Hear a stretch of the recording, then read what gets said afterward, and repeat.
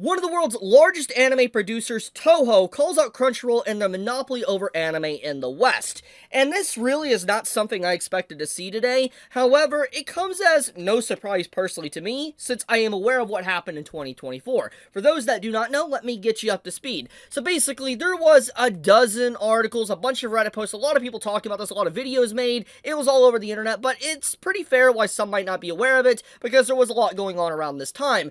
But basically, it was revealed thanks to a Bloomberg email to Crunchyroll that Crunchyroll personally went out of their way to pretty much hinder Dandadan's promotion. They did not want to promote Dandadan, and anyone that remembers when it was coming out, Crunchyroll pretty much did next to no advertisement for it whatsoever, which was pretty strange, because like Dandadan was easily one of the most popular anime at the end of last year. I think everybody saw that, it was very obvious, but for some reason Crunchyroll didn't really do much advertisement. Now to be fair, Crunchyroll is pretty bad with advertisement to begin with. Let's look at ReZero Season 3 for a very good example. But obviously, this is not about ReZero or a certain anime. What this is basically about is that when Crunchyroll decided to hinder the overall, I guess, promotion of Dandadan, it upset Toho, aka this company right here, which it pretty much called Crunchyroll out in this article that we can see here, which I'm going to be talking about. But basically, Toho is a pretty big company. They have a lot of stuff underneath their belt, and for one in particular, they have Toho Animation, which you'll definitely recognize.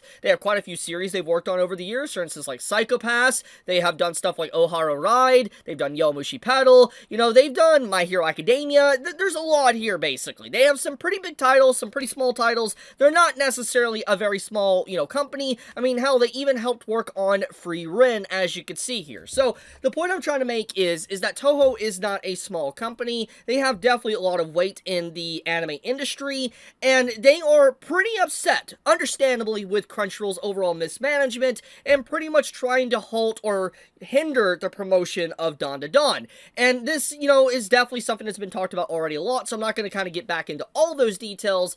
But pretty much, thanks to that and then other issues in the industry where, for instance, Crunchyroll was, pissing off Toei and other manga publishers at that, which I've talked about in a separate video a while back, it's understandable why Toho would probably make a statement like this. Content won't spread and will only be seen by those subscribers if it's monopolized by one platform. So let's get into that. What does this necessarily mean, and what is Toho trying to say here when they're talking about a monopoly, so to speak? So this report comes from the Financial Times. This is where this whole article stems from, and if you click on it, sadly enough, I can't access it because for some reason you have to pay $49 just to see a news article. So that's not happening. I'm just going to be completely blunt. So I can't pull up the original source here. Forgive me for that, but basically the source of this whole situation comes from Financial Times, and as you can see, this article was posted literally today about the situation. But basically the report is that anime owners are looking to have their content on multiple platforms at once rather than exclusivity overseas fans have largely grown used to. Toho chief of anime, Kaiji Ota, whose company's productions include Jujutsukaisen, My Hero Academia, and The Apothecary Diaries, spoke on this and the company's licensing strategy to date.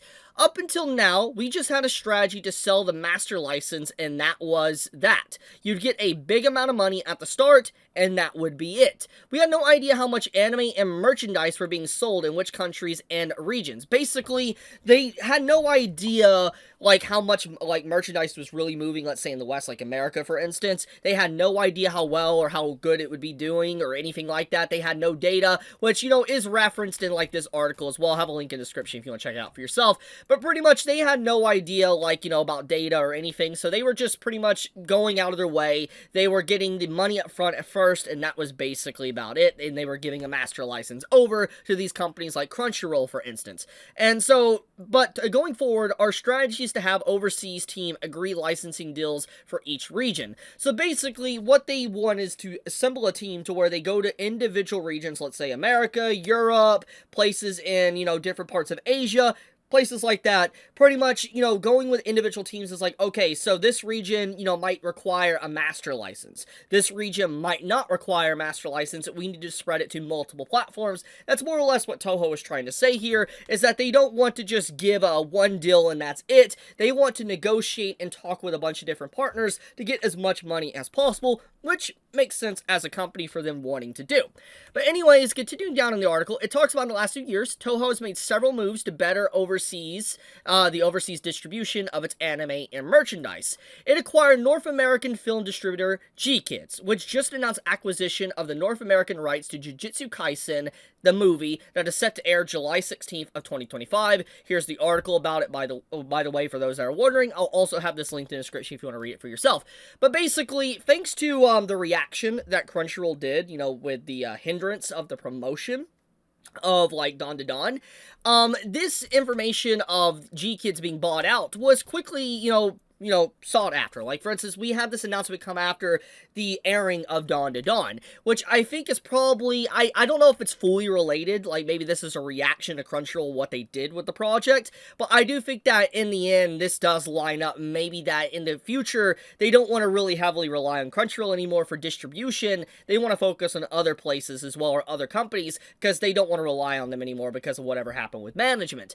But getting back into the topic, though, Toho International also took over the North American distribution of My Hero Academia. You're Next. After Crunchyroll had distributed the previous 3 movies, Crunchyroll did distribute the film in selected overseas territories. So this gives more credibility that Toho is not a big fan of Crunchyroll. Like, Toho is really not liking them, because I want to point this out. What it says here is that they, the previous 3 movies of My Hero was given to Crunchyroll. However, they were not given this newest one and all that. And so that pretty much showcases that Toho's relationship with Crunchyroll has kind of dwindled a bit, which is not good news for Crunchyroll, because Toho's got some pretty big projects. Like, for instance, Free Ren, JJK, obviously, My Hero Academia, you get the point. They're pretty big titles, even Apothecary Diaries. So, this was not someone they wanted to piss off, but clearly they did. And they're definitely paying the consequences now at this point. Which this leads into the smoking gun of the situation. It's showing that Crunchyroll is potentially going to bleed. They are bleeding now, because, they have messed with a company that is pretty massive in Japan, and they have smeared them probably for the last time, and now that is why they are wanting to release their stuff on other platforms alongside of Crunchyroll. For instance, why a bunch of anime now isn't just, let's say, on Crunchyroll, but is also on Netflix, which in the end is a boon for consumers. Because one of the biggest issues people have with streaming platforms is that everything is only on one platform, and then if you want to watch a certain show, you got to go to this other platform. However, if all the shows are on the same platform, it depends on the UI or how it's handled, then people are going to be a lot happier with that situation. So in this case, anime being on multiple platforms, on, let's say, Netflix, Crunchyroll, High Dive, Amazon, etc., is just better in the grand scheme of things. And that seems what Toho wants to capitalize on. They want to make as much money as possible, fair, but also allow people to be able to view as much anime as they possibly can on any of their selected preferred platform. So I like that. Overall, pretty good news, honestly, for that. I'm pretty shocked to see Toho call them out, but like I said, it's not that surprising when you factor in what they did.